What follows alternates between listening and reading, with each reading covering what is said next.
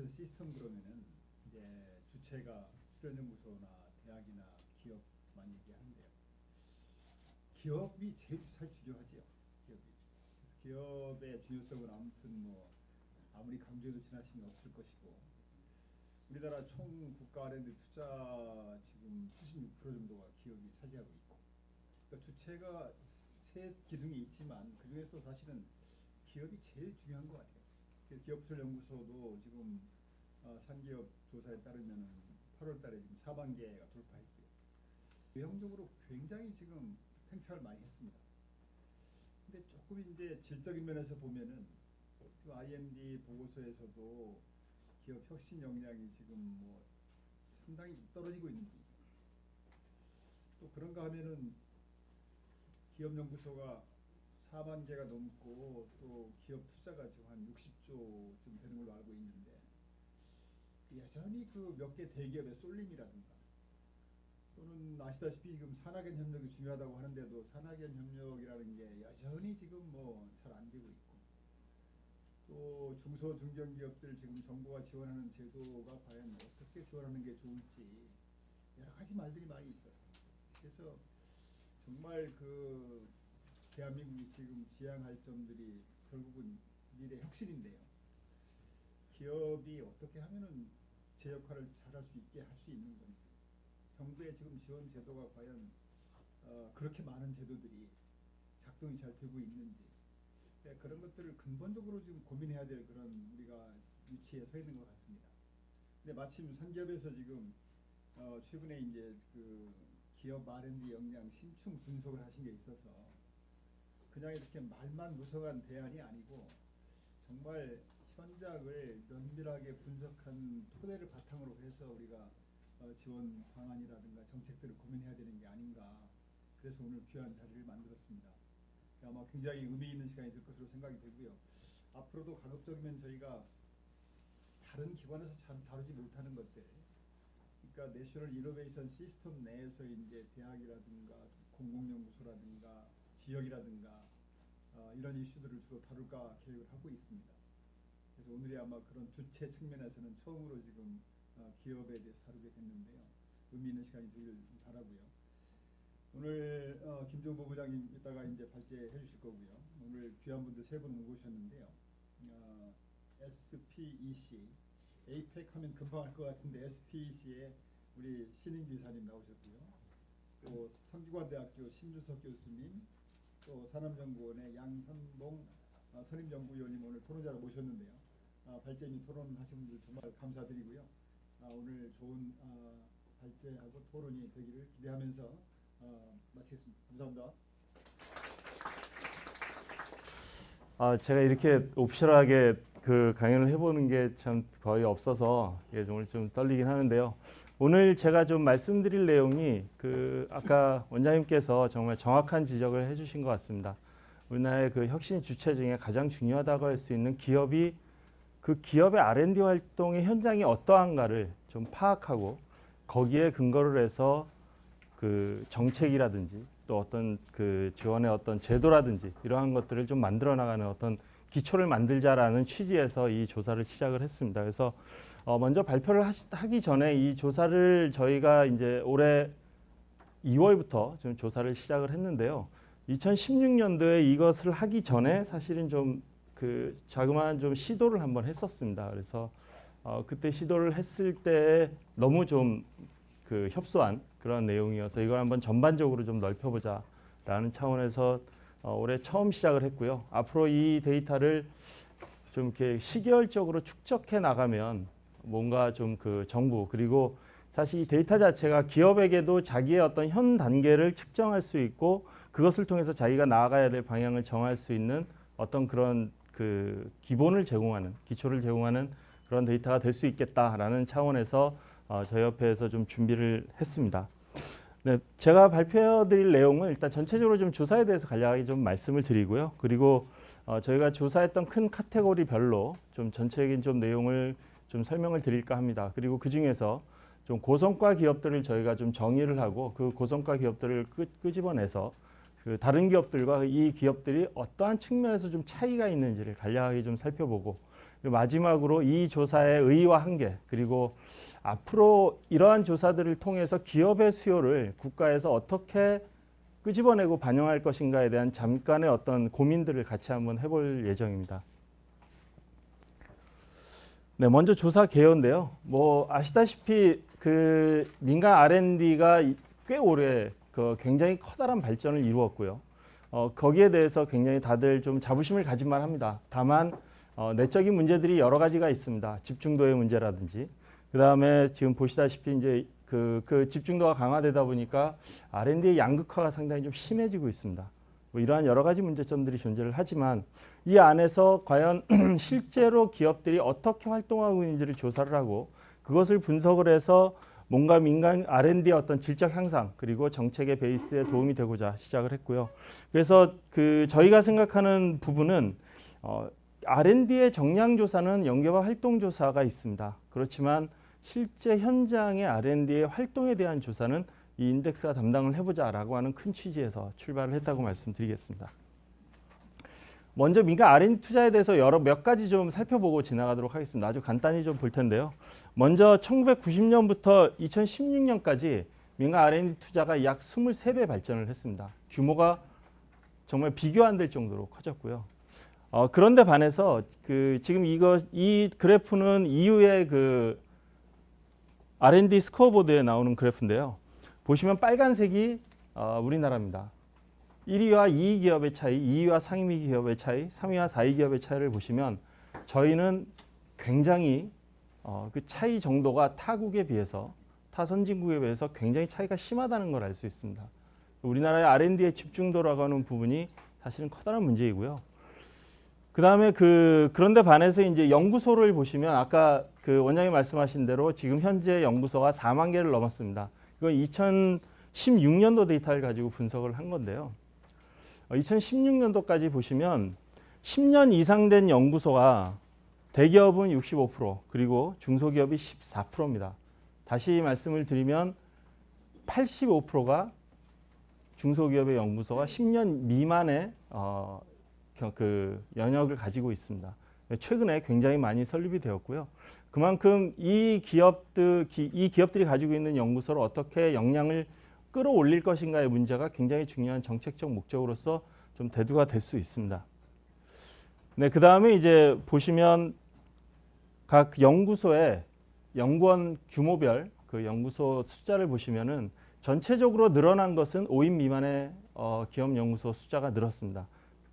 R&D를 막 시작한 기업들 그리고 소기업들이 이제는 R&D 쪽에 많이 뛰어들고 있다 이렇게 볼 수가 있고요.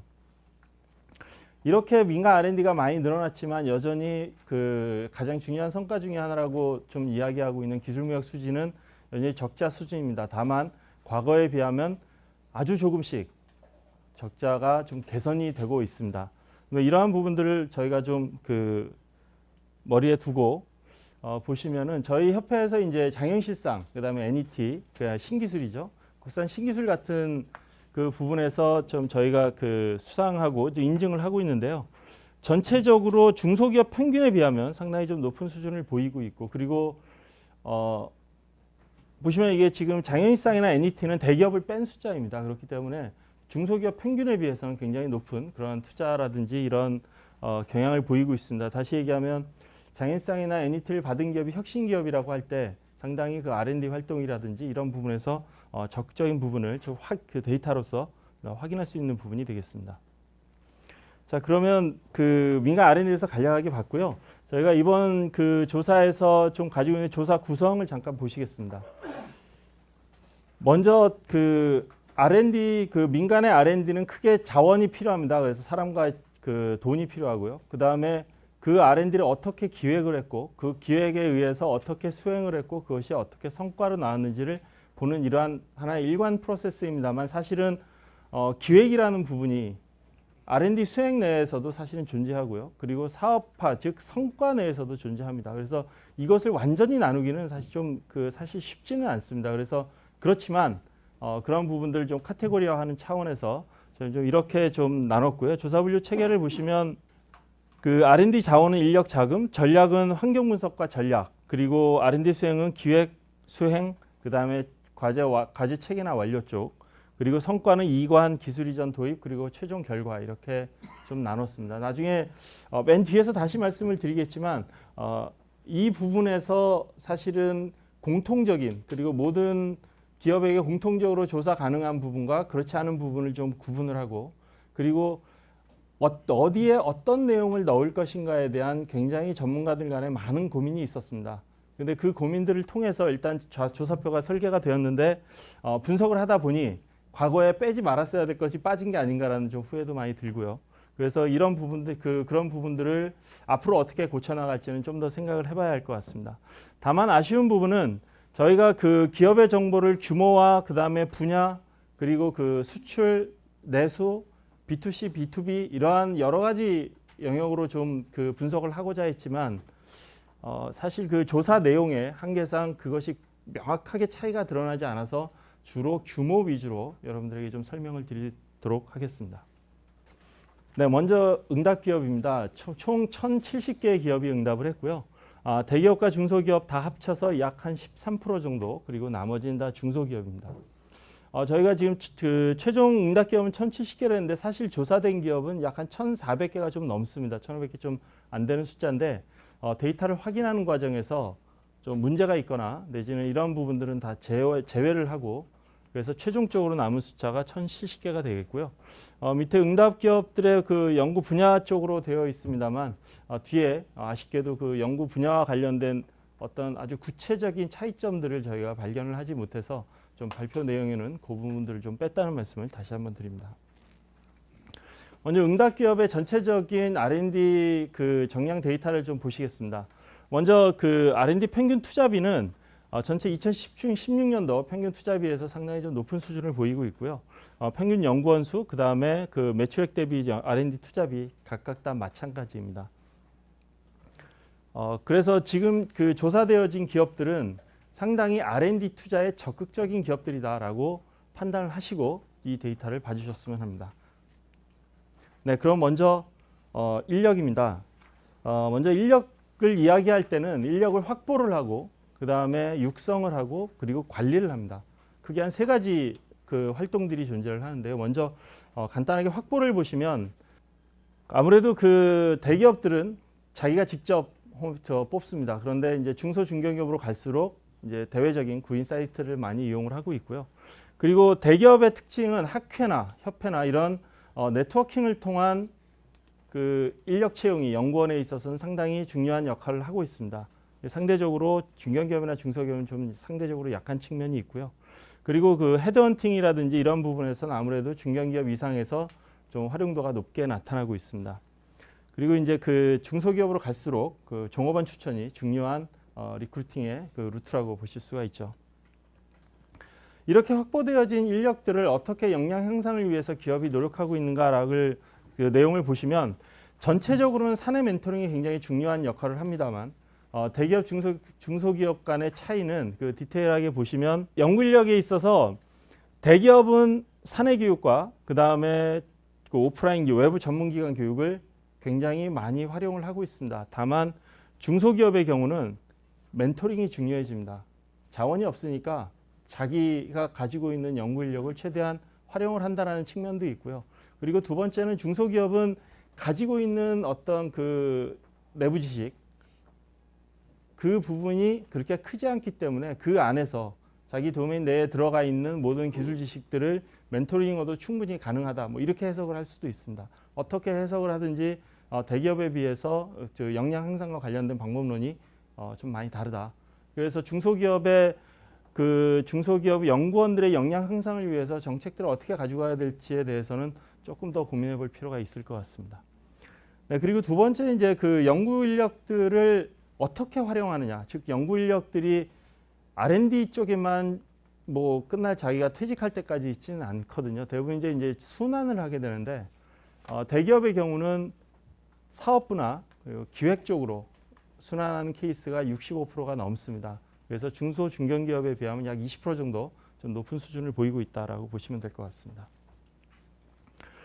그 다음에 이제 평가의 문제인데요. 사실 연구원 뭐 이거는 공공부문 민간 할 거 없이 평가는 굉장히 중요합니다. 근데 기업에서 연구원을 대상으로 한 연구원만의 평가가 있느냐라고 했을 때 대기업은 약 한 35%, 그리고 중소기업이 약 28% 정도로 뭐 3분의 1에서 4분의 1 사이에 그런 비중을 보이고 있고요.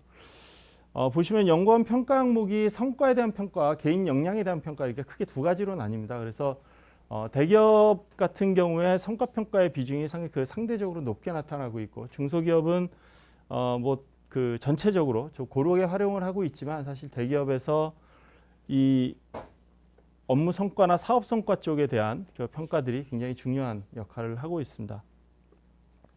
다만 이제 평가에 대한 불만은 사실 뭐 어디에나 다 마찬가지인 것 같고요. 그 밑에 이제 그 동기부여하는 방안인데요. 동기부여 방안은 다 똑같습니다. 금전적, 그 다음에 인사 이동도 사실은 좀 같은 부분이고요. 그리고 이제 교육 연수의 기회를 보시면 확실히 대기업이 중소기업에 비해서 높은 수준을 보이고 있습니다. 그래서 이 그 앞에 이제 역량 확보와 관련된, 역량을 어떻게 키울 것인가 육성과 관련된 부분도 있었습니다만, 중요한 것은 연구원에게 동기를 부여함에 있어서 중소기업이 개인의 역량의 어떤 그런 향상이라고 하는 부분에 있어서는 좀 상대적으로 약하다, 좀 이렇게 말씀을 드릴 수가 있고요. 그리고 그 재밌는 좀 결과가 나왔는데요. 연구원들의 이직에 대한 현황입니다. 여러분들 잘 아시다시피 중소기업에서 대기업이 내 인력을 자꾸 빼간다라고 굉장히 주장을 많이 하는데, 현실적으로 보면 대기업은 다른 대기업으로 가거나 아니면 출연료이나 대학과 같은 공공부문으로 이전하는 케이스가 대부분이고요. 중견기업은 대기업으로 가거나 아니면 중소기업으로 갑니다. 근데 중소기업은 상당 부분이 다른 중소기업으로 갑니다. 그러면 아주 그 전체적으로 보면 좀 낮은 그 작은 수가 대기업으로 가는 케이스가 있는데, 아마 이 인력들이 코어 인력일 가능성이 높겠죠. 그래서 아마 그 불만이 굉장히 크지 않을까, 이렇게 좀 예측을 할 수가 있을 것 같습니다. 자, 그 다음에 이제 두 번째로 좀 말씀드릴 수 있는 부분이 이제 R&D 자금인데요. 기업들이 자금을 어떻게 조달하느냐 굉장히 중요합니다. 사실 앞에 있는 인력만큼이나 더 중요한데, 이 부분은 조사할 방법이 굉장히 마땅치가 않아서 좀 제한적으로 조사를 했습니다. 첫 번째, 이제 R&D 자금에 있어서 그러니까 유형별로 어떤 것들을 활용하고 있는지를 조사를 해봤습니다. 활용하고 있는 걸 보시면, 뭐 대기업은 정부 정책 과제 참여 72% 나오고요. 그리고 정책 자금 2% 나옵니다. 근데 중소기업을 가면 정부 과제 참여 71.5%, 정책 자금 19%, 그 다음에 기보 신보가 39%가 나옵니다. 기보 신보의 역할이 되게 중요하다, 이렇게 판단을 할 수가 있죠. 근데 그 밑에 그 테이블을 보시면 자금 조달 비중입니다. 내가 쓰는 돈 100이라고 했을 때 어디에 리소스가 더 많이 비중을 차지하느냐. 대기업은 자체 자금이 가장 크고요. 중소기업이 자체 자금이 약 52.7%입니다. 반 정도만 자기 자금, 평균이니까 뭐 그거는 분포를 생각해 주시면 될 것 같고요. 평균적으로 52.7%가 자기 자금이고, 그 다음에 정부 과제 참여를 통해서 조달하고 있는 자금이 28.8%입니다. 그리고 그 밑에 이제 기보 신보를 통한 그 자금 조달이 8%를 차지를 하고 있습니다. 근데 요거를 좀 그 다시 한번 보시면, 예, 중소기업의 R&D 외부 자금의 의존도를 한번 좀 분석을 할 필요가 있어서 좀 봤습니다. 내부 자금 100%, 외부에서 절대 돈을 빌리지 않는다, 돈을 조달하지 않는다라고 하는 기업이 대기업이 28%고요. 중소기업이 15%입니다. 근데 외부 자금을 100% 쓰고 있는 기업이 중소기업에서 5.6%입니다. 두 가지를 예측을 할 수가 있는데요. 하나는 스타트업의 경우에 나타날 수가 있고요. 아주 기술 중심의 스타트업들이 자금 조달의 어떤 측면이 하나가 있고, 또 하나는 많은 분들이 걱정하시는 좀비 기업일 가능성도 사실은 있습니다. 이것을 저희가 확인하는 것도 좀 문제가 있을 것 같고요. 그리고 그 바로 위에 70% 이상 자금을 조달하고 있는 기업의 비중이 보시면, 중소기업이 약 15% 이상이 15%가 자기 R&D 자금의 70%를 외부에 의존하고 있습니다. 전체적으로 보시면 이제 20% 정도가 외부 의존도가 굉장히 높은 수준을 보이고 있다, 이렇게 좀 말씀드릴 수가 있습니다. 자, 그 다음에 이 돈을 가지고 그러면 내가 어떤 과제에 투자하고 있는지가 중요하겠죠. 그래서 R&D 자금을 어디에 투자를 했느냐, 먼저 투자한 데를 1원이라도 투자했으면 예스와 노가 되니까요. 이런 투자했으면 예스입니다. 세계 최초 기술 개발에 대해서 대기업이 58%, 중소기업이 25.7%입니다. 근데 현 사업에 대해서, 즉 현업에 필요한 기술을 개발하거나 제품을 개발하는 기업들은 대기업이 96%, 중소기업 85%죠. 전체적으로 되게 괜찮은 분포를 보이고 있습니다. 근데 이거를 그 전체 자금을 100으로 놨을 때 내가 어디에 투자하고 있지라고 해서 그 조사를 했습니다. 그랬더니 대기업이 세계 최초 기술 개발을 하는데 약 11% 정도의 기업이 이렇게 11%가 평균적으로 투자가 되고 있고요.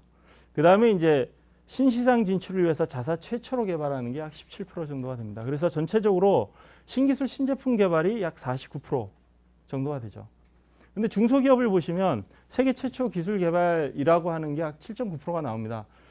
이게 정말 세계 최초일까? 저도 잘 모르겠습니다만 아마 대면 조사를 하면 파악이 가능하겠지만 일단 응답으로 그렇습니다.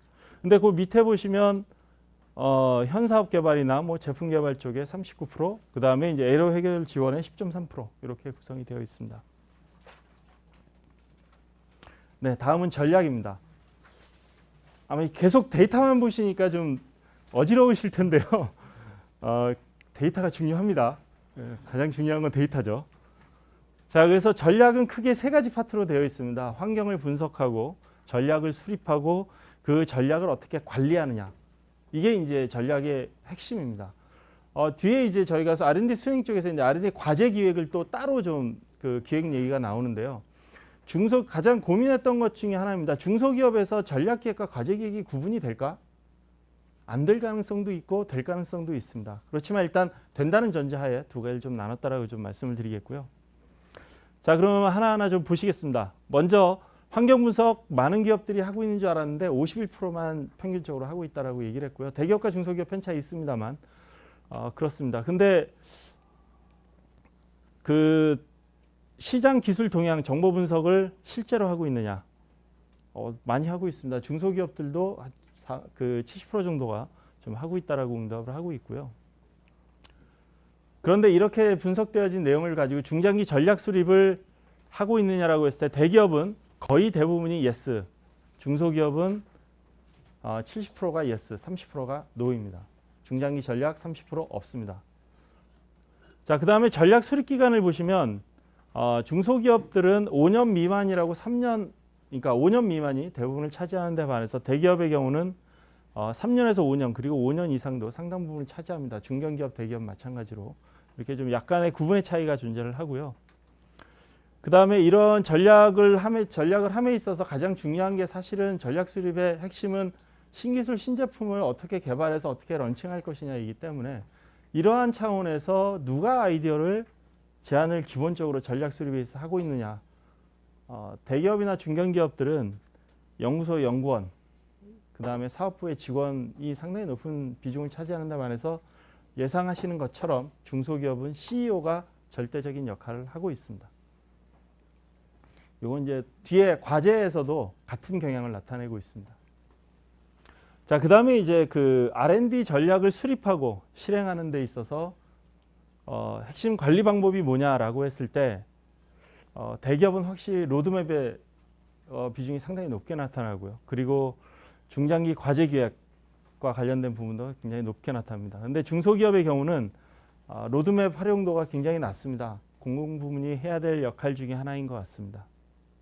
그리고 이제 이 전략 수립을 위해서 전사 협의체를 운영하고 있느냐, 운영하고 있다. 그렇다면 누가 주관하고 있느냐, 누가 그 회의를 주관하고 있느냐도 굉장히 중요한 부분인데요. 이 부분에 있어서 대기업의 경우는 CTO가 절대적인 역할을 하고 있습니다. 근데 이제 중소기업의 경우는 CEO가 절대적인 역할을 하고 있죠.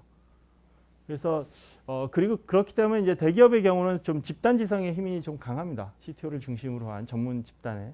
근데 중소기업은 아무래도 개인의 역할이 좀 중요한 그러한 측면을 좀 보실 수가 있고요. 그래서 신기술 신제품에 대해서 개발 성공 요인을 분석하고 있느냐, 성공 실패 요인에 대해서 분석하고 있느냐는 응답에 대해서는 네, 대기업이 약 70% 그리고 중소기업이 약 70% 거의 비슷합니다. 다 하고 있습니다. 근데 그 목적이 뭐냐라고 했을 때 대부분이 과제 개선, 재구성 아니면 자원 투입을 조정하기 위해서라고 응답을 합니다. 실패에 대해서 원인을 따지지 않습니다. 왜 실패했느냐는 중요하지 않고요. 그 실패한 것에서부터 출발을 합니다. 그리고 중소기업 중에 특이하게 좀 핵심 역량 파악을 하기 위해서라는 부분이 좀 생각보다 좀 높게 나왔습니다. 자, 그 다음에 이제 자기 제품과 글로벌 리딩 제품을 그 비교하는가의 여부에 대해서 대기업의 경우는 뭐 대부분 다 비교를 하고 있지만 중소기업은 뭐 저 한 반 조금 넘는 수준이고요. 이 비교를 하는 가장 큰 이유가 대기업, 중소기업 다 같이 확보 계획을 수립하기 위해서 또는 뭐 기술 목표 조정을 하기 위해서 또는 과제 목표 수립을 하기 위해서 이렇게 응답을 하고 있습니다. 약간의 비중의 차이는 있지만 주력 제품을 비교하는 이유는 대부분 다 좀 유사하게 나타났습니다. 네, 그 다음에 이제 수행을 보시겠습니다. R&D 수행 쪽에서는 크게 좀 세 가지 카테고리인데요. 실제 이제 프로젝트를 기획하는 부분, 그 다음에 그 프로젝트를 수행하는 부분, 그리고 마지막으로 그 프로젝트를 어떻게 체계 관리를 하고 있고, 그리고 또 어떻게 완료하고 완료 현황에 대해서 좀 분석을 했습니다. 네, 연구개발 과제 발굴의 원천은 앞에 하고 비슷합니다. 대기업, 중견기업은 연구원이나 사업부가 중심이 되고 있고요. 중소기업은 CEO의 제안, 그리고 두 번째로 중요한 게 연구 과제, 정부 과제로 구성이 되어 있습니다. 그 다음에 이제 과제 기획을 그러면 어떻게 하고 있느냐, 과제 기획에 누가 참여하느냐로 보시면 지금 대기업의 경우에는 과제 기획은 거의 연구원이 핵심이고요. 그리고 스태프와 그 다음에 이제 영업 쪽에서 같이 참여를 하는 게 대부분입니다. 근데 중소기업의 경우는 상당히 좀 많이 좀 나뉘어져 있습니다. 그리고 과제 목표 설정 단계에서도 마찬가지로 중소기업과 대기업이 좀 비슷한 수준을 보이고 있습니다. 이 부분은 그 참고 자료로 좀 보시는 게 좋을 것 같고요. 이제 과제 사업성 분석의 판단 기준을 보시면 그 과제에 대해서 이게 사업성이 있겠다 없겠다를 판단하는 가장 중요한 기준으로 시장 매력도와 재무적 성과입니다. 기술 우위 확보 정도는 약간 3순위 정도로 밀려났습니다. 중소기업의 경우는 약간 다른데요. 그래서 저희가 그 기술적 수월성을 중심으로 뭔가를 기획하지는 않는다 라는 부분을 좀 확인할 수 있는 그러한 부분이 되겠습니다. 자, 그 다음에 이제 과제를 수행함에 있어서 고스톱을 누가 결정을 하느냐라는 거죠. 그러니까 저희가 과제를 진행함에 있어서 중요한 것은 과제를 런칭하는 것도 중요하지만 과제를 중간중간에 이게 우리한테 정말 올바르게 가고 있고 현재 우리 비즈니스에 이것이 필요하지 않은가를 판단하는 것은 굉장히 중요합니다. 자원을 할당하는 문제이기 때문에 그 자원을 쓰는 문제이기 때문에 굉장히 중요한데요. 고스톱에 대해서 대기업의 경우는 당연히 연구개발 부서보다 협의체가 더 큰 역할을 하고 있습니다. 그런데 반해서 중소기업이나 중견기업의 경우는 경영층의 의지에 의해서 좀 많이 진행이 되고 있죠. 아마 이제 조직 규모의 차이라든지 좀 방향성의 차이 뭐 이런 것들도 존재하는 것 같습니다. 그래서 이러한 것들이 어디에서 그 연구개발 애로사항에 보면 그대로 나타납니다. 그래서 대기업의 경우 유일하게 타부서 협력이라고 하는 부분이 들어가 있습니다. 타부서 협력이 어려워서 과제 수행 시 에러가 발생하고 있다. 그런 응답이 좀 많이 나왔고요. 다만 이제 중견기업에서 좀 예산 부족이라는 부분이 좀 4순위를 차지하는 건 조금 좀 특이한 부분이 되겠습니다. 중소기업은 당연히 인력과 돈이 가장 부족하다라고 응답을 하고 있고요. 프로세스 상에서 관리하는 중점 관리 부분입니다. 제안하고 계획하는데 얼마나 관리를 하고 있거나 또는 개발하는데 자기의 어떤 노력을 얼마나 들이고 있는지를 조사를 했는데요. 대기업의 경우는 개발만큼이나 사실 제안 계획을 중요시 여기고 있습니다. 상대적으로 중소기업의 경우에는 좀 제안 계획보다는 역시 좀 개발 쪽에 많이 그 관리에 포커스를 두고 있다라고 말씀을 드릴 수가 있고요. 지금 뭐 양산 쪽이 상당히 좀 얕게 나타나고 있습니다만 양산 쪽도 상당히 거의 50% 정도 수준에서 높은 비중을 보이고 있습니다. 자, 그다음에 이제 기술 획득 방법인데요. 아마 이게 이제 오픈 이노베이션 관련한 내용입니다. 기업에서 기술을 획득하기 위해서 어떤 방법을 활용을 하고 있고 그 비중이 어떠한가에 대한 내용인데요. 첫 번째 기술 획득 방법 활용 여부입니다. 보시면 공동 연구 많이 활용하고 있고요. 그다음에 위탁 연구 개발도 적지 않게 활용을 하고 있습니다. 자, 그런데 이 그 활용되고 있는 방법들을 전체적인 구성비 100이라고 놨을 때 전체를 그 비중이 어떻게 되느냐라고 질문을 했습니다. 그랬더니 공동 연구에서 대기업 국내 대학 9.6% 나왔고요. 해외 기관이 2.0% 정도 나왔습니다. 중소기업 출연연 대학 굉장히 많이 활용을 하고 있다라고 생각을 할 수가 있는데 17.8% 정도 자기 과제를 100이라고 했을 때 17.8%를 공동 연구에서 하고 있다라고 응답을 했고요. 이거를 그러면 외부 기관하고 하지 않고 자체 수행하는 그 과제가 얼마나 되느냐? 자체 수행 100% 과제를 그냥 인하우스, 철저하게 인하우스로 하고 있다라고 응답한 비중이 대기업이 15%, 중소기업이 29%입니다. 중소기업이 의외로 굉장히 높게 나왔습니다. 그리고 자체 수행을 70% 이상 하고 있다는 응답이 72%, 61% 정도 수준이 되는 거죠. 그러니까 지금 이 오픈 이노베이션에 대해서 굉장히 많이 주장을 해왔고 뭐 그게 아니더라도 산학연 협력 많이 얘기를 해왔는데 현실적으로 보면 기업들이 인하우스 R&D에 어떤 굉장히 커다란 비중을 두고 R&D 활동이 이루어지고 있다라고 좀 그 결론 지을 수 있을 것 같습니다. 그러면 도대체 왜 협력이 안 되는가? 그에 대해서 질문을 했습니다. 그래서 대학 출연연과 협력이 왜 안 되고 있죠? 그 다음에 타기업과 기업 간의 협력도 저희가 굉장히 중요시 여기는 부분인데 기업 간 협력은 왜 안 되고 있냐라고 봤을 때 타 기관과 그러니까 대학 출연연과의 협력에 있어서는 대기업은 조금 다릅니다만 중소 중견기업의 경우는 일단 업무 조정이 너무 힘들다. 협력 기관과 그리고 두 번째는 지식재산권에 대한 소유권 문제 많이 좀 해결을 해왔다라고 생각을 하는데 여전히 이 부분이 좀 중요한 이슈로서 좀 제기가 되었고요.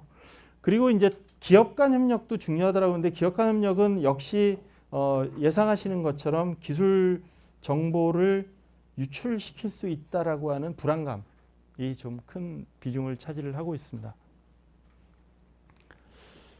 그러면 이제 외국 대학이나 기업 내지는 연구소를 활용하고 있는 기업들이 있을 텐데요. 이 기업들에게 왜 그러면 당신은 외국 그 대학이나 연구기관이나 기업들과 협력을 하고 있느냐라고 질문을 했었습니다. 근데 그 가장 중요한 요인으로서는 당사가 보유하지 않은 연구 영역을 확보하기 위해서라고 응답을 했습니다. 그러면 이게 왜 우리나라에서는 안 되고 외국에서 찾으려고 하는 건지에 대한 의문이 당연히 들겠죠. 이게 이제 또 앞으로의 우리의 과제인 것 같습니다. 자, 연구개발 실패 요인은 예측하는 것과 거의 크게 다르지 않았습니다. 제품 시장 환경에 대한 대응 능력이 부족하고 목표 달성이 좀 도전적으로 설정이 되었을 수 있고 그리고 기획 단계가 철저하지 않았기 때문에 한 3가지 정도로 요약이 될 수가 있고요. 그래서 이제 그 최근 3년간 귀사에서 과제를 완료한 비율이 얼마나 되는지를 물어봤습니다. 여기서 그 우리가 좀 조심해야 될 부분이 과제 완료와 과제의 성공은 다른 겁니다. 기업에서의 과제의 성공은 이관되어져서 현업에서 직접 활용이 되거나 또는 이관되어져서 양상 단계에 가 있을 때 그것은 R&D의 성공이라고 봅니다. 그렇지만 그렇지 않은 거는 일단 목표 지점을 이루었다. 그래서 과제 완료라는 표현을 씁니다. 그러니까 저희가 일반적으로 정부 R&D 과제의 성공이라고 하는 개념하고 약간 좀 다릅니다. 그래서 오해하지 마시길 바라고요. 과제의 성공 비율을 보시면 일단 70% 이상 성공하고 있는 부분이 상당히 높습니다. 생각보다 상당히 높았고요. 이 부분은 이제 뒤에서 저희가 이제 과제의 이관과 같이 좀 함께 좀 살펴볼 필요가 있습니다. 네, 이제 성과입니다. 이관 양산, 기술 이전 도입, 그리고 결과 이렇게 한 3가지 부분으로 나눠서 한번 살펴보겠습니다. R&D 과제를 이관이나 양산에 성공했다. 60% 이상 되는 부분이 전체적으로 약 한 40% 정도 됩니다. 다시 말씀을 드리면 60%는 나머지 60%는 60% 이하의 이관 양산의 성공 비율을 보이고 있다. 이렇게 볼 수가 있겠죠. 아까 80%에서 60%였으니까 실제로 이관되는 비중은 약 전체 이관돼서 성공이라고 저희가 인지할 수 있는 건 약 40% 정도가 되는 거고요. 그리고 그 앞에 저희가 그 데이터를 봤습니다만 그 세계 최초 기술부터 현업 에로 기술 개발까지를 다 과제 비중으로 보면 약 5.5 대 4.5 정도가 됩니다. 그러면 40%에 5.5 정도면 20% 정도가 되는 거죠. 그 20% 정도에서 자사의 어떤 그런 그 역량을 넘어서서 기존 시장의 어떤 신제품이나 내지는 세계 최초라고 얘기했을 때 그거 다시 또 10% 정도로 다시 또 줄어듭니다. 그렇게 얘기를 하면 기업이 실제적으로 도전적으로 과제를 해서 성공하는 비율이 10% 내외라고 얘기할 수 있는 거죠. 그럼 10% 내외의 과제를 가지고 과연 우리 기업들이 글로벌 시장에서 성공할 수 있느냐의 여부는 다시 한번 따져봐야 됩니다. 근데 여기에 함정이 있는 부분이 뒤에서 말씀을 드리겠습니다만 지금 조사에 응한 기업들은 굉장히 기술혁신, 즉 R&D에 적극적인 기업들이라는 거죠.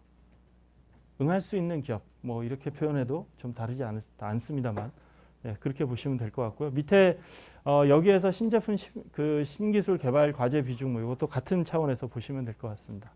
자, 그다음에 이제 이관 양산 목표 달성인데요. 자기들이 목표를 어느 지점으로 정했어요. 정했을 때 거기까지 간 기업이 얼마나 되는지를 물어봤습니다. 41%, 뭐 47%, 뭐 이 정도 수준입니다. 기업에서 어떻게 목표를 달성하는지 모르겠지만 여하튼 반이 되질 않습니다. 자기들이 과제를 세울 때 우리 여기까지 가야 돼라고 해서 목표를 딱 정한 것에 반이 되질 않고요. 그것의 가장 큰 이유가 일단 시장과 관련된 부분 또는 환경과 관련된 부분이 가장 큽니다. 즉 기술적인 문제, 즉 R&D 문제에 의해서 실패했다라고 응답하는 비율보다는 물론 있습니다만 R&D보다는 시장이나 환경이 더 큰 요소로서 작용을 한다라고 보시면 될 것 같고요. 그리고 생각보다 양산에 대한 문제는 중소기업이 좀 높습니다.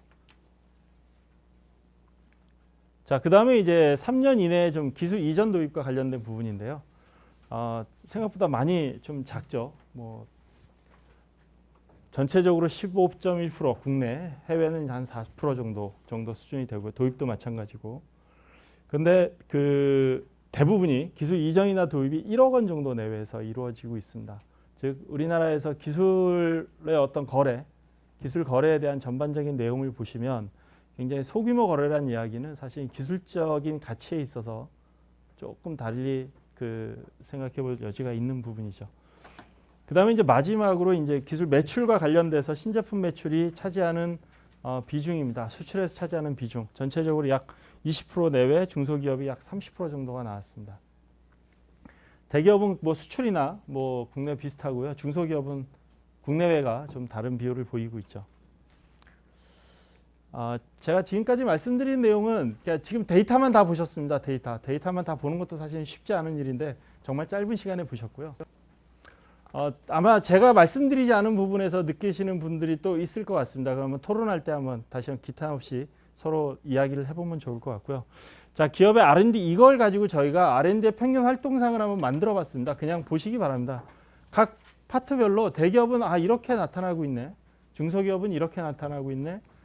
중견기업은 뭐 이렇게 나타나고 있네라고 해서 좀 대기업, 중소기업, 중견기업을 쭉 한번 써봤습니다. 써보고 나서 딱 보니까 중견기업이 대기업의 특성과 중소기업의 특성을 같이 가지고 있습니다. 물론 이제 뭐 이렇게 분석을 하면 여러 가지 이유가 있겠지만 대기업과 중소기업은 확실히 구분이 됩니다.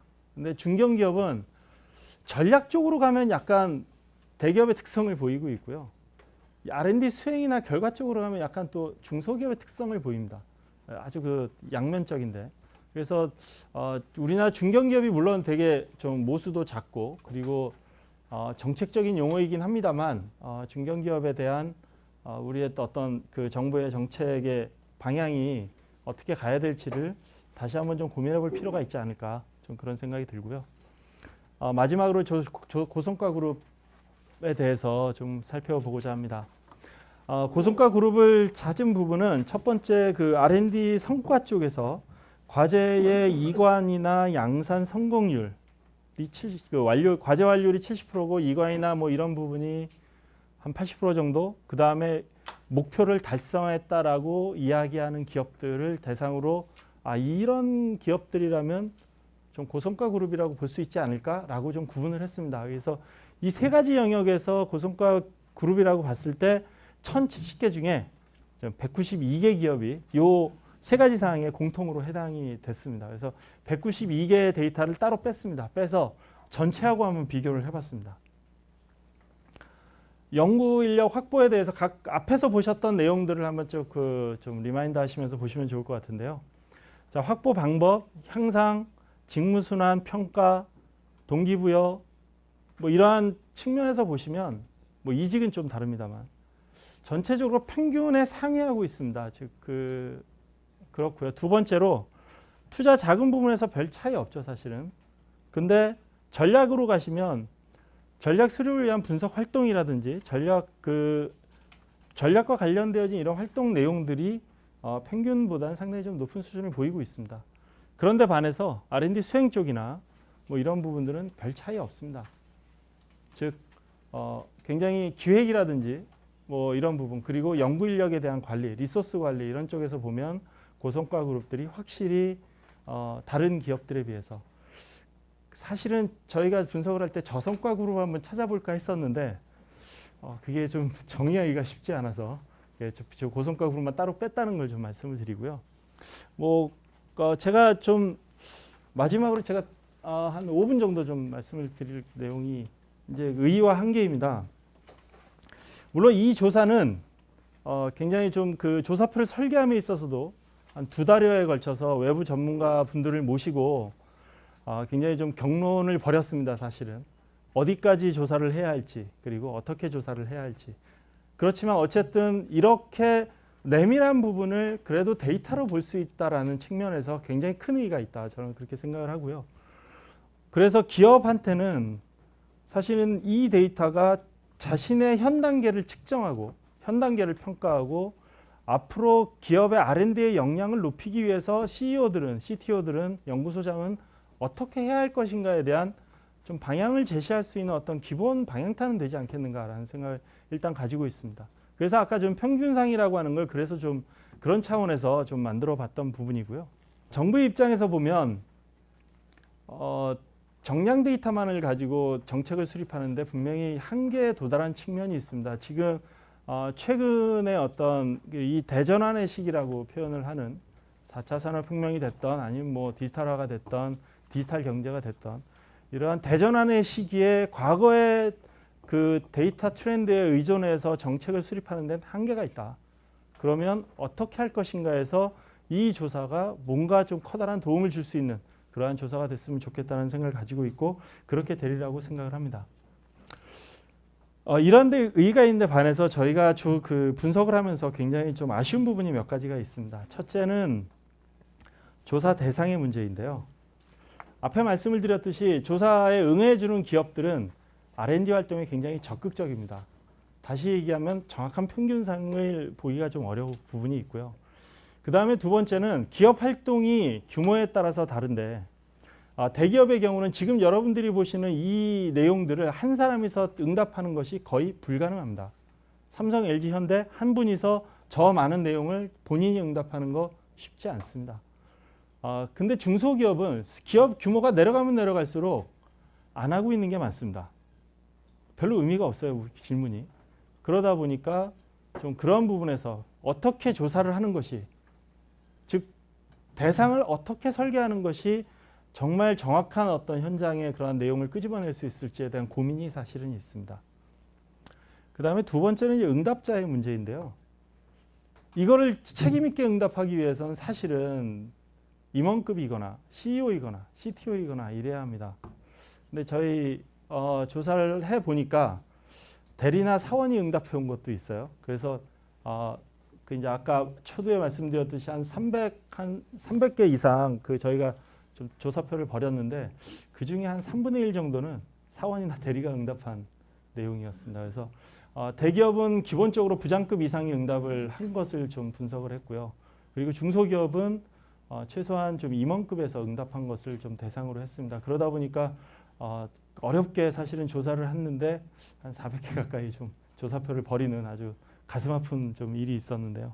그렇기 때문에 이 응답자 문제가 굉장히 또 중요합니다. 그리고 이제 그 다음으로 가면 되게 좀 들으시면서 아쉽다라는 생각을 하시는 조사 항목들이 있으실 텐데요.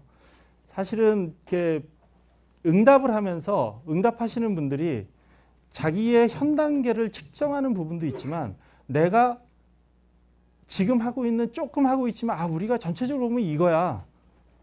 내가 로드맵 조금 하고 있는데 정말 진정한 의미의 로드맵을 하고 있는지의 여부가 중요한 게 아니라 하고 있느냐 하고 있지 않느냐가 중요한 거죠. 그래서 자꾸 아이디얼 타입으로 자기가 응답을 하는 그런 경향이 있습니다. 그래서 그러한 경향을 배제하기 위해서 사실은 대면 조사를 해야 되는데 이건 대면 조사는 철저하게 예산의 문제이기 때문에 저희가 좀 그렇게 못한 부분이 있습니다. 그래서 전체적으로 내용들이 평균에 수렴하는, 즉 저희가 예측하는 부분으로 수렴하는 R&D의 아이디얼 타입이라고 얘기하고 있는 모두가 가지고 있는 그쪽 방향으로 수렴하는 경향이 있습니다. 분석하면서 좀 그걸 많이 느꼈는데 그 이유가 바로 저는 그거라고 생각을 합니다. 그래서 앞으로는 이 대면 조사에 대한 부분을 어떻게 할 것인가 100% 할 수는 없지만 이 분석을 뭔가 좀 새롭게 인덱스하게 주제별로 나아가기 위해서는 그 부분에 있어서는 좀 대면 조사가 필요하지 않을까 좀 고민을 하고 있습니다.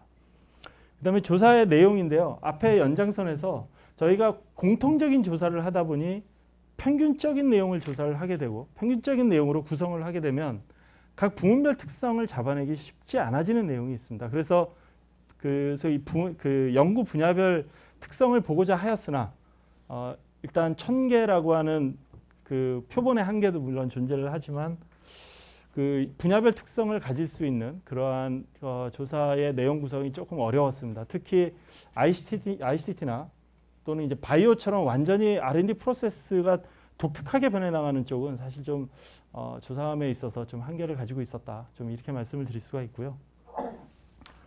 그다음에 이제 분석 내용에 있어서도 그러다 보니까 원래 저희가 계획했던 건 제조업, 비제조업, ICT와의 차이, 그다음에 앞에 말씀을 드렸던 뭐 분야별 차이, 뭐 이런 아주 다양한 분석들을 좀 하고자 했었지만 분석을 해보니 너무 평균에 수렴하고 있어서 이러한 평균에 수렴하고 있는 것들을 정말 현장에 맞는 그러한 내용들로 다시 끄집어내기 위해서 어떻게 해야 될지에 대한 고민이 좀 많이 필요하다.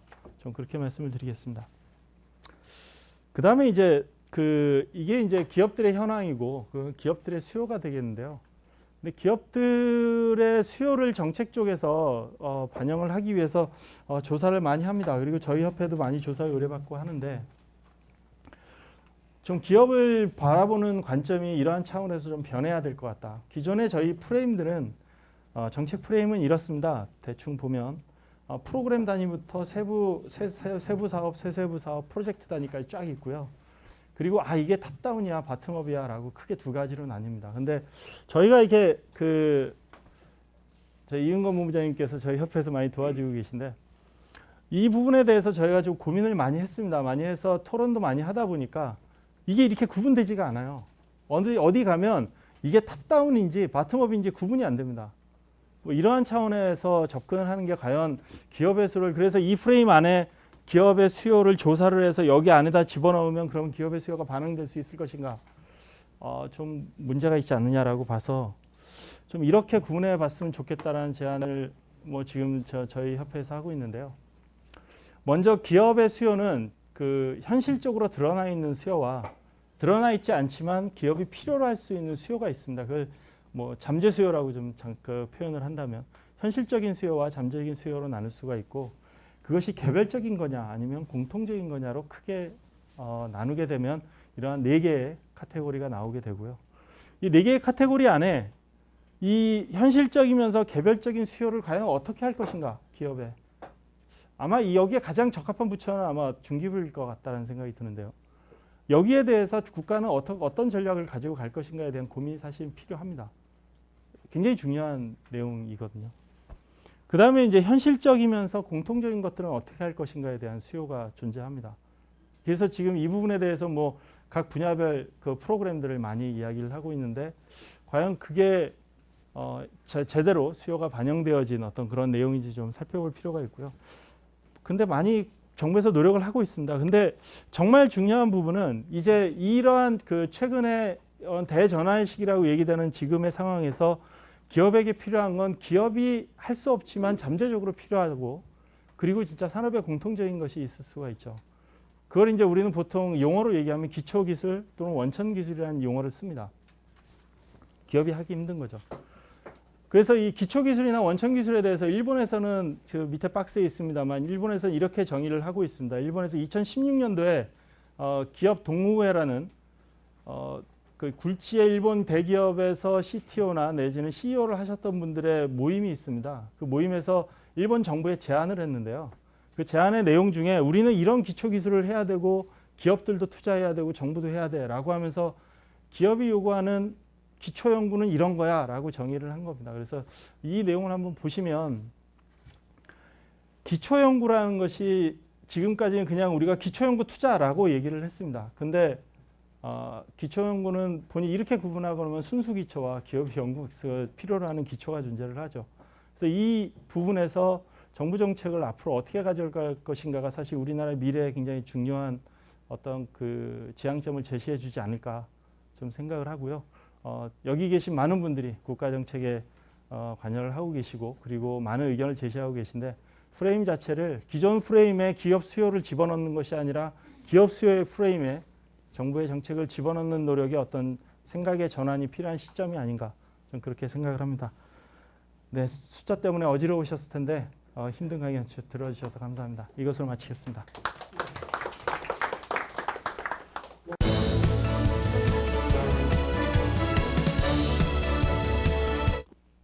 사실 그 내용이 상당히 방대합니다. 그래서 이 방대한 그 내용을 간단하게 뭐 정리해서 제 생각을 옮긴다는 것도 상당히 좀 쉬운 건 아닌데 일단 저는 뭐 제가 이제 체크한 부분을 간단하게 좀 부문별로 좀 얘기를 하면 우선 그 R&D 자원 쪽에 있어서는 아까 이제 조사를 하다 보니까 중소기업 같은 경우에는 연구인력 그 역량 향상 방법 중에 사내 멘토링이나 이제 코칭의 비중이 높은 부분들이 있습니다.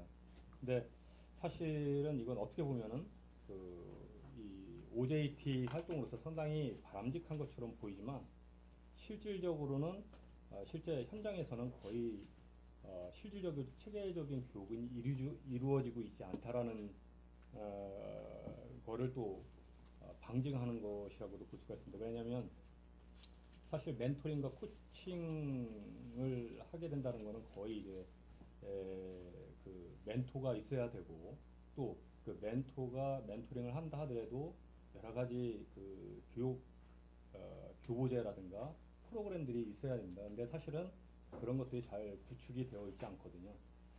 그러다 보니까 사실 아마 사내 멘토링과 코칭의 비중이 높다라고 한 것들은 애매모호하기 때문에 그렇게 아마 피원들이 되어 있지 않는가. 그래서 아마 이런 부분들도 사실 대기업들은 이 사내 멘토 제도를 활용을 해서 신입사원이 들어왔을 때 거의 2, 3년 동안 이렇게 하는 부분들이 많습니다. 그래서 어떻게 보면 향후에는 이제 그런 부분들도 한번 배치마킹을 해서 어떻게 하면은 좀 더 중견기업이나 중소기업도 효과적으로 이런 멘토링제를 실질적으로 할 수 있을지에 대한 부분도 한번 고민을 해볼 필요가 있고요. 아울러서 상당히 세부적인 내용으로 제가 말씀을 드리겠습니다. 일단 연구 인력의 직무 전환 관련해서 한번 고민을 해봤는데 특히 대기업 같은 경우에는 연구 인력이 약 10년여의 그 개발 경력을 쌓은 후에 개인의 동의가 전제되는 상황에서 사업부나 영업으로 전배되는 것은 제 개인적인 생각에서는 조직적으로나 회사 차원에서나 개인 발전에 상당히 바람직하다고 판단이 됩니다. 선진 유럽의 그 글로벌 기업 같은 경우, 특히 이제 지멘스라든가 이런 데에 실질적으로 이렇게 마케팅 조직에 있는 책임자들을 제가 만나보기도 했었는데 거의 10년에서 한 20년 가까이 된 실제 연구 개발을 했던 사람들이 마케팅 부서에 이 책임자로 이제 가게 됩니다. 그러다 보니까 기본적으로 어떤 상품 기획을 하거나 또는 기술 영업을 하는 데 있어서 그 일반 그런 다른 데보다는 훨씬 더 그 경쟁력이 있는 것 같습니다.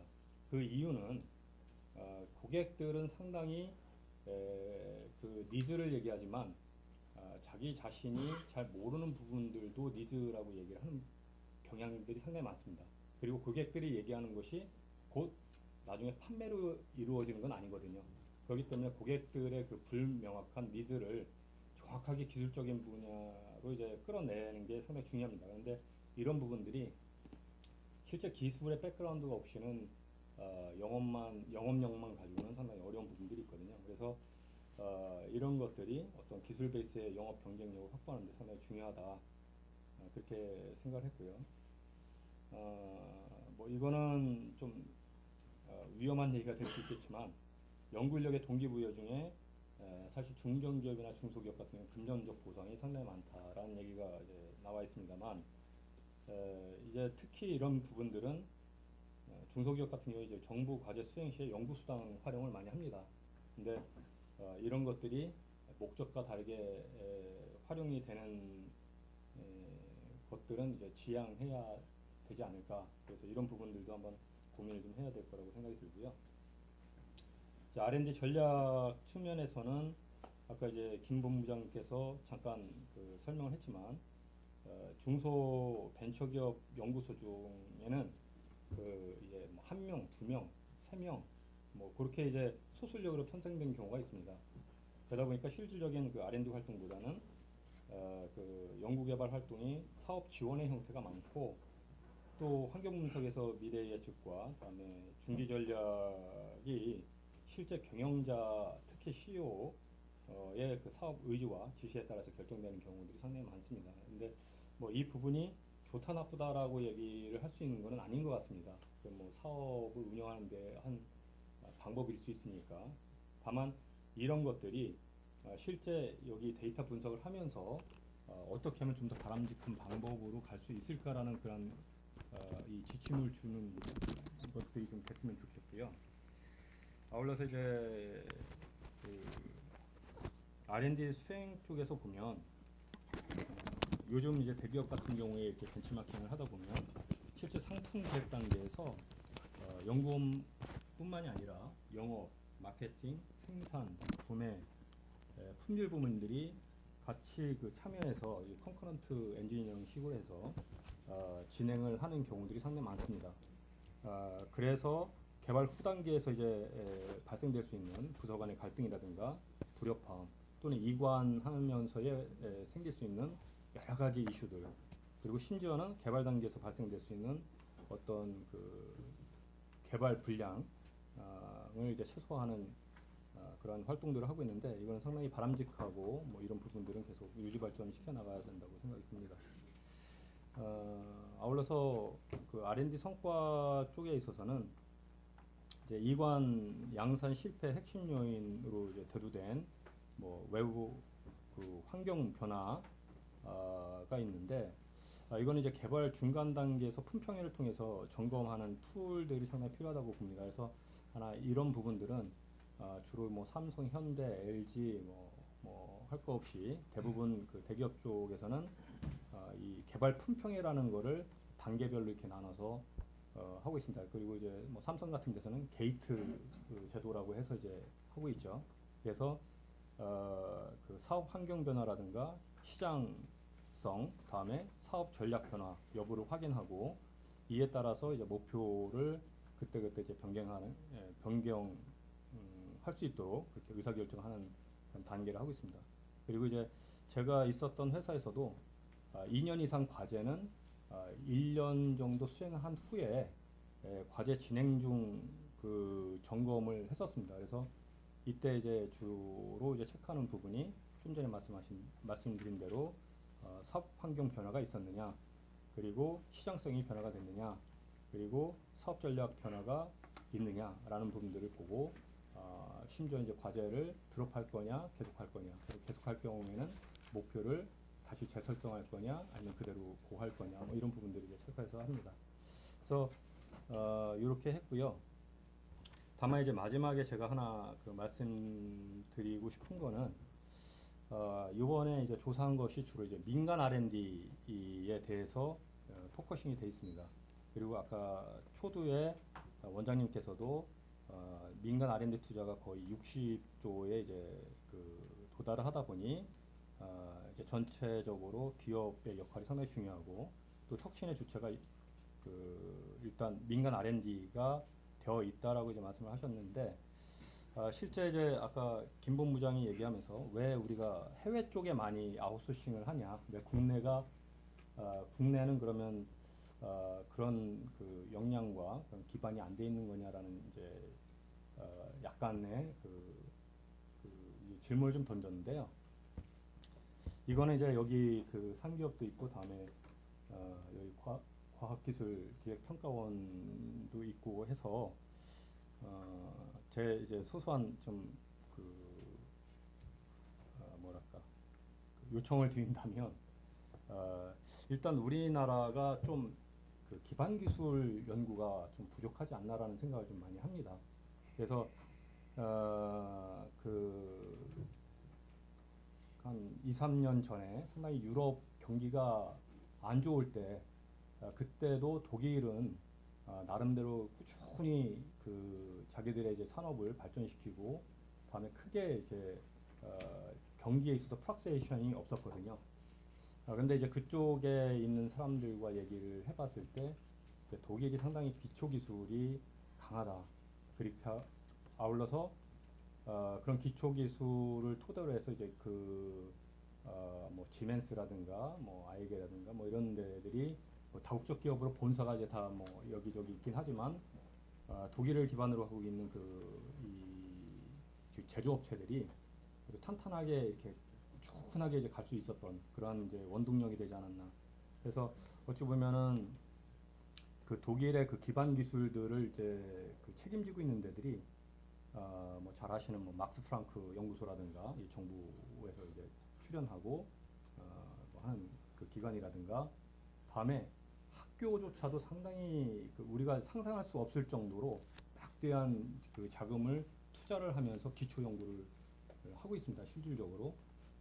그러다 보니까 그 중간에 또 프라운호퍼 소사이어티라는 응용 기술 연구소가 있어서 그 응용 기술 연구에서 그 학교라든가 막스 프랑크 연구소 같이 기반 기술 연구소라든가 이런 데서 연구한 거를 이제 민간 기업하고 연결을 시켜주고 심지어는 그 프라운호퍼 연구소에 있는 연구원들이 이제 민간 업체로 이렇게 갈 수 있는 그러한 체계와 토대를 만들어 놨거든요. 그러다 보니까 상당히 독일의 기술 그리고 제조업이 튼튼하지 않는가.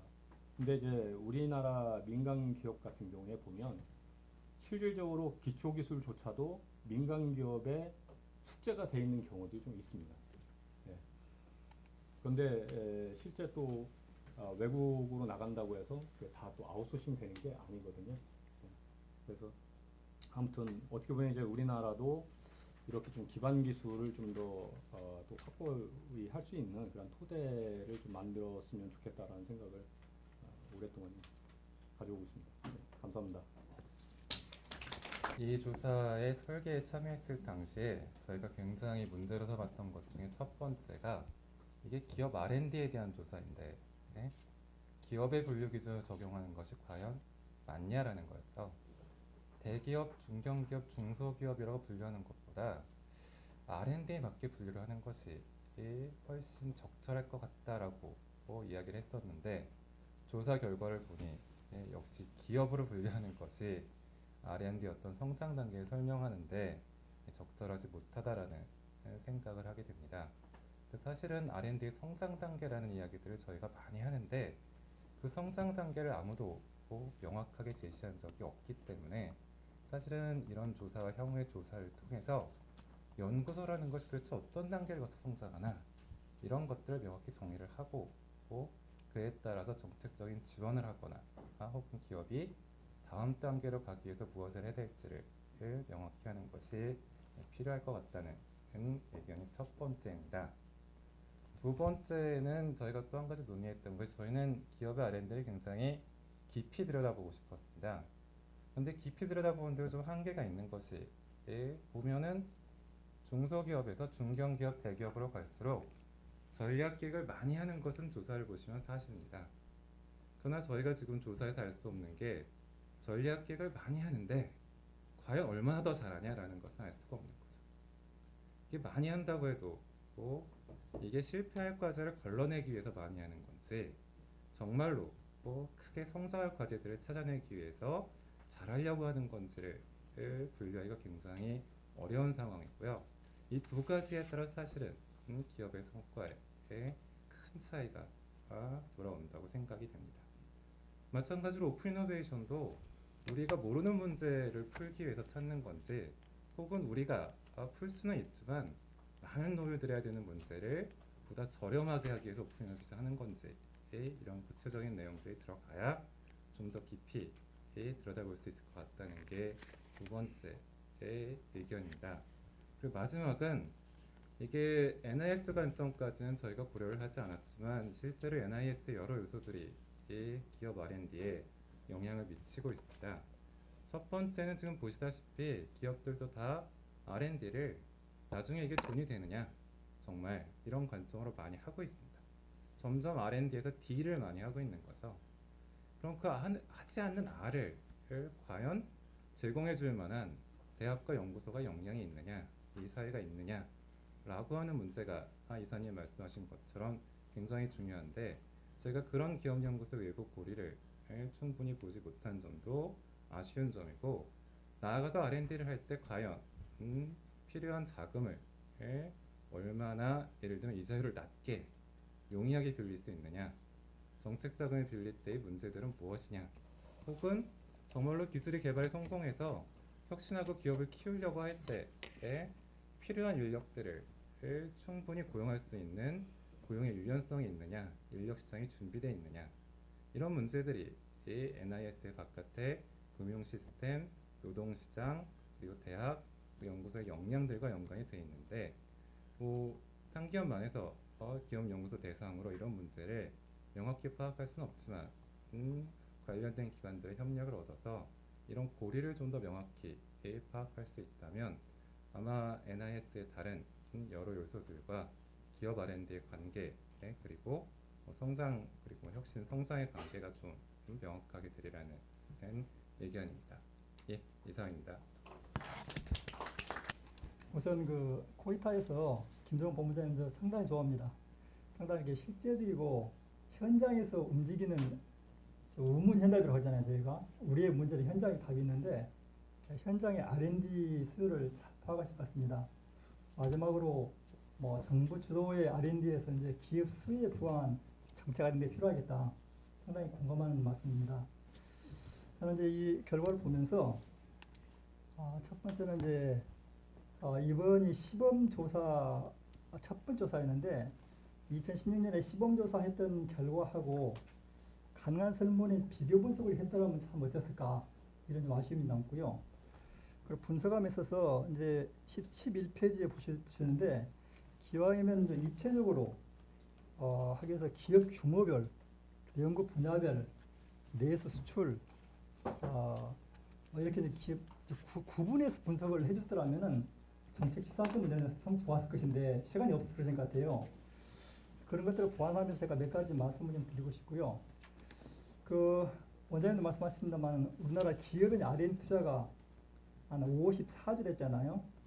GDP의 한 3.4% 같아요. 세계에서 가장 높습니다. 우리나라 R&D 예산이 금년에 20조입니다. 그 중에 기업에 들어가는 게 중소기업한테 가는 금액이 한 3조가 되는 것 같아요. 중소기업 부가 1조 한 750억, 산업부가 한 1조 5천억, 여타부처가 한 3조가 되는 것 같은데 제가 보니까 지난 10년 동안 거의 기업에 가는 돈만 한 20조 이상이 갔을 것 같은 느낌이 나고요. 전체적으로 저희가 R&D 보면은 150조 이상의 돈이 뿌렸을 것 같아요. 그렇다면은 결국은 기업의 기술 경쟁력이나 세계 시장에서 어떤 우리 한국 그 제품의 수출 경쟁이 좋아졌을 것이라고 생각을 할 것인데 제가 다시 말씀드릴게요. 이게 좀 이상해요. 정부가 그렇게 손을 떴음에도 불구하고 중소기업의 기술 경쟁력은 2014년 세계 최고 대비 77%에서 2017년 74% 떨어집니다. 왜 그렇겠습니까? 이건 정부의 R&D 관리나 실제 기업의 R&D라는 부분에 문제가 있는 것 같아요. 그런 말씀 드리고 그래서 이제 우선 이제 다음 설문에서 조사하실 때 제가 제일 바람은 연구개발 프로세스 구분에 있어서 제안, 계획, 개발, 이관, 양산 구분하시는데 여기다가 제안 및 계획, 두 번째는 개발, 기술 사업화, 이관, 양산, 그래서 사업화 항목을 좀 추가해서 조사하면 좀 더 좋겠다. 왜냐하면은 오늘 한국경제신문 3면인가 5면에 보시면은 우리 R&D의 실상이 그대로 나와 있습니다. 중소기업부의 R&D 성공 판정이 한 92%인데 사업화 성공률은 한 51%입니다. 결국 R&D에서 매출 발생하지 않고 생산성 향상이 없으면 그건 꽝입니다. 그건. 정부는 R&D 자체만 열정을 둘 게 아니라 R&D 한 그 결과의 사업화가 해야 되는데 이 사업화 부분을 다음 조사에서 넣어가지고 좀 저희가 조사했으면 좋겠다. 하고 두 번째는 이제 과제 수행 단계에 있어서 공동연구 파트에서 국내 대학 기관, 국내 기업, 해외 기관 하는데 연구기관을 별도로 빼가지고 조사하면 어떨까 생각나요. 제가 해보니까 공동연구에서 가장 성과가 좋다는 데가 연구기관이거든요. 근데 이거 연구기관인데 이걸 국내 대학 기관으로 퉁쳐버리면은 연구기관의 실제 이 R&D를 우리가 별도로 이제 크로스테이블 만들 때 볼 수가 없기 때문에 이런 부분들을 추가해줬으면 좋겠다. 이런 말씀을 드리고 이제 세부 항목 들어가지고 R&D 자원, 인력, 자금 부분에 있어서요. R&D 역량 강화 방법에서 중소기업, 저는 이제 앞으로 말씀드릴 내용은 대기업, 중견기업이 아니라 중소기업 중에서 말씀드리겠습니다. 중소기업들은 주로 사내 멘토링이나 컨설팅 비중이 높고, 그 다음에 OJT, 외부 교육기관인데, 특히 중소기업 같은 데는 OJT에 많이 의존하고 있거든요. 정부에서는 어떻게 해야 되느냐? 현장에 중소기업들이 R&D 자체를 OJT 방식으로 하기 때문에 정부가 사내 교육에 어떻게 많이 이루어질 수 있도록 정책적 인센티브를 줄 것인가. 그리고 이렇게 해도 R&D 인력들이 다들 유사 중소기업한테 이직을 하잖아요. 그러면은 그 사람이 했던 사내 교육 매뉴얼을 할 것 같아요. 다음 사람이 와서 그 시행착오를 반복하지 않게 사내 교육 매뉴얼들을 잘 작성해서 다음 사람이 바로 한다면 그 시행착오를 줄이면서도 OJT의 효과를 높일 수 있겠다. 이런 느낌도 하고 중소기업들이 경력 싸움에서 다 유사 중소기업의 한 90%, 대기업의 한 38% 가고 있는데 이 문제를 해서 어떻게 할 것이냐. 이것은 스탁 옵션들을 중소기업들이 잘 이용할 수 있도록 정부가 제도적으로 엮어주면 어떻겠느냐. 그러면 상대적으로 이중률이 좀 낮아질 수 있는 게 아니냐. 그런 느낌이 나고요. R&D 자금과 관계에서는 현재 중소기업이 그 R&D 자금 조달에서 내부 자금이 한 53%, 외부 자금이 한 47%, 그 중에서 정부 R&D 참여가 30%, 기본 신고가 8.8% 이렇게 나타납니다. 자원칙 기준으로 R&D 과제 유형을 이제 보니까 현 사업 개선 개발 이게 대부분이고 세계 최초 기술은 상당히 낮습니다. 중소기업들이 특히 이제 내부 자금에 의존도가 한 53%에 비해서 정부 정책 자금 의존도가 너무 높습니다. 저는 이 말씀드린 것은 정부가 우리 김 본부장이 마지막에 말씀하신 것처럼 기업의 수요에 바탕을 둔 R&D 자금을 공급을 해야 되는데 정부는 계속 R&D 자금 증액만 합니다. 돈이 쓰이는지 성과가 어떻게 나타나는지 이건 관심 없습니다. R&D 자금 뿌리는 데만 기존을 통해서 1조 원을 뿌리면서 기존 직원들이 전형된 자금을 했는데 그래서 사업의 성과도 높지 않는 이 상태에서 이렇게 계속 R&D 자금만 늘린 게 능사냐. 그러다 보니까 기업들이 자기 돈 가지고 R&D 했으면 밤샘 해서 하죠. 정부가 50% 이상 돈을 대주니까 기업들이 그렇게 성공해도 그만. 성공하면 좋고 또 하면 또 세공제 해주고 오히려 정부의 중소기업들의 R&D에 혁신을 하기 위한 유인들을 너무 많은 R&D가 공급이 되기 때문에 이 성과가 낮은 요인 중에 그런 것도 있지 않는가. 저는 심하게 이런 이야기를 합니다. 우리 한국 중소기업 정책이 전 세계에서 가장 잘 돼 있어요. 특히 이제 똘똘한 벤처기업들은 골라서 정부장을 활용합니다. 그러다 보니까 갈라파고스의 새가 되어버렸어요. 글로벌 시장 가서는 통하지 않습니다.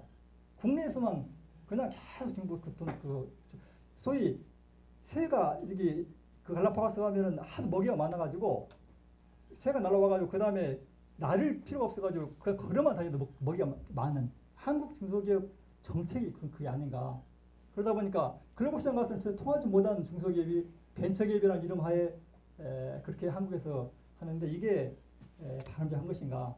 R&D 측면에서도 바로 이게 우리가 정상적으로 하고 있는가 이런 것들을 좀 봐야 할 것 같고 R&D 수행 측면에서는 이제 그 R&D 수행하면서 가장 애로사항이 기업 규모 구분 없이 인력 부족을 호소하고 있습니다. 정부 R&D 자금이 중소기업에서는 실제적으로 기업에서는 R&D 인력 부족을 가장 애로사항을 쓰고 있는데 R&D 인력 공급에 관심이 있는 게 아니라 R&D 자금 공급에만 너무 집중하고 있다는 얘기죠 지금. 그래서 그 정부의 R&D 지원 방식을 정책자금 위주 방식에서 소위 R&D 인력을 어떻게 많이 공급해 줄 것인가. 그 R&D 인력이 제대로 중소기업 근무할 수 있게 해줄 것인가. 그리고 R&D 방식도 기업 독자적으로는 아직 안 될 것 같아요. 결국은 이제 융합을 하고 산학인 협력을 해야 되는데 산학인 협력을 어떻게 할 것인가. 소위 융합 기술을 어떻게 발전할 것인가. 이런 쪽에 관심을 가지고 해야 할 것 같습니다. 이 앞서 말씀드린 내용은 그동안에 이제 우리 김 법무님 말씀하신 내용을 바탕으로 말씀드린 것이고 제 개인적인 R&D 소회를 말씀드리면 지난 10년 동안에 중소기업 기술개발 투자업체 수가 보면 2004년에 한 2만 1,700개입니다. 2014년에 3만 7,800개입니다. 매출 대비 R&D 투자 비율이 2004년에 0.89%에서 2014년에 1.36%입니다. 기업부설 연구소가 2004년에 9,400개에서 2016년에 36,000개, 원장님 말씀하신 것처럼 금년 4만 개를 넘었습니다. 연구원 수가 2012년에 13만 명에서 2016년에 17만 명을 늘었습니다. 지난 10년 동안 중소기업의 혁신 역량이라고 할 수 있는 지표들이 2배, 10배가 늘었어요. 그런데 중소기업의 생산성은 대기업의 30% 못하고 있습니다. 중소기업의 기술 경쟁력이 떨어지고 있어요. 세계체에 대해서. 그리고 이제 제가 통계를 보니까 중소기업의 부가가치 생산성을 보니까 2012년은 부가가치 생산 자체가 마이너스입니다. 부가가치를 저것으로 나눈 그 자체가 이것은 무슨 이야기냐? 소위 혁신의 역설 현상이 중소기업에서 발생하고 있는 거 아닌가? 혁신한다고 열심히 했어요. 벤처기업이 2004년에 7,900개였어요. 벤처기업 수가 36,000개입니다. 이렇게 혁신을 많이 했는데 왜 그렇게 기술 경쟁력이 떨어지고 부가가치 생산이 떨어질까요? 이건 정부의 R&D 시스템에 문제가 있는 겁니다. 키스텝에서 열심히 평가를 했지만 평가를 너무 잘해줬기 때문에 그냥 이렇게 혁신의 역설이 발생하지도 이 점검을 제대로 하시면서 좀 했더라면은 좀 좋았을 것인데 이런 좀 아쉬움이 남고요. 중소기업이 중요한 것은 R&D 자체보다는 R&D에 대한 사업화, 기술의 사업화가 제일 중요한 부분인데 이 기술의 사업화에 중점을 둔 연구가 거의 이루어지지 않습니다. 기술 사업화가 중요하다고 이야기는 하는데 기술 사업화 실태 조사를 한 적이 한 번이 없어요. 그래서 기술 사업화를 그럼 영역을 어떻게 볼 것이냐, R&D의 끝단을 볼 것이냐, 뭐 이런 부분, 이 근본적인 학문적인 영역 부분도 있겠지만 저는 R&D의 끝단으로 저희들은 분다하면은 기술 사업화에 대한 체계적인 조사를 바탕으로 R&D 정책을 하면은 우리가 현재 제가 말씀드린 혁신의 역설 현상을 우리가 좀 벗어나지 않을까. 그래서 어쨌든 간에 저는 김 본부장님 발표 내용을 들으면서 상당히 이게 조사 내용이 좋고 그래서 이제 이 내용 자체를 더 발전시키면서 키스텝에서 같이 좀 입체적인 분석을 한다면은 상당히 좀 들어가 있겠다. 이 말씀 드려서 제 토론 마치겠습니다. 감사합니다.